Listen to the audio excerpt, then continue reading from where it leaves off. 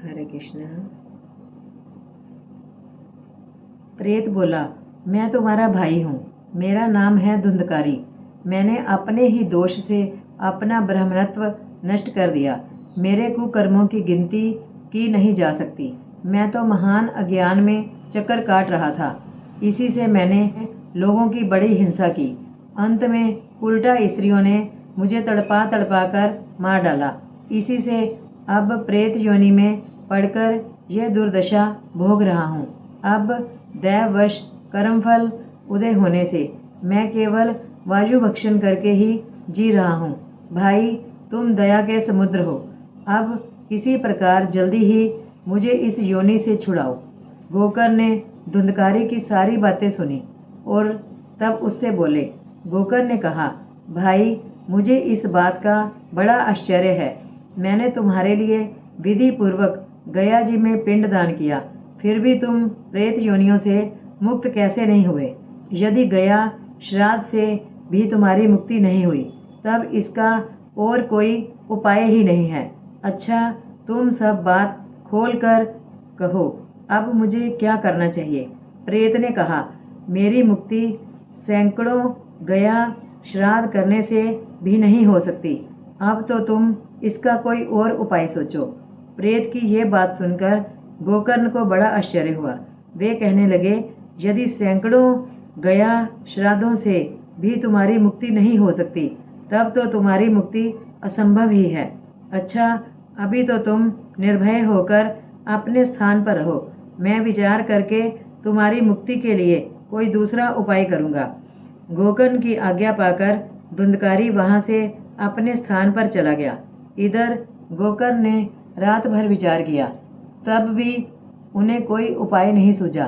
प्रातःकाल उनको आया देखकर लोग प्रेम से उनसे मिलने आए। तब गोकर्ण ने रात में जो कुछ जिस प्रकार हुआ था वह सब उन्हें सुना दिया।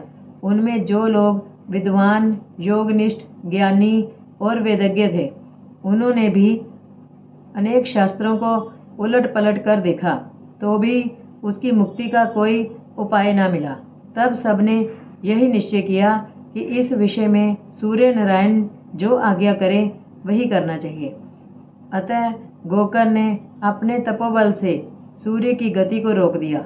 उन्होंने स्तुति की, भगवान, आप सारे संसार के साक्षी हैं। मैं आपको नमस्कार करता हूँ। आप मुझे कृपा करके धुंधकारी की मुक्ति का साधन बताइए। गोकर्ण की यह प्रार्थना सुनकर सूर्यदेव ने दूर से ही स्पष्ट शब्दों में कहा, श्रीमद् भागवत से मुक्ति हो सकती है, इसलिए तुम उसका सप्ताह पारायण करो। सूर्य का ये धर्ममय वचन वहाँ सभी ने सुना।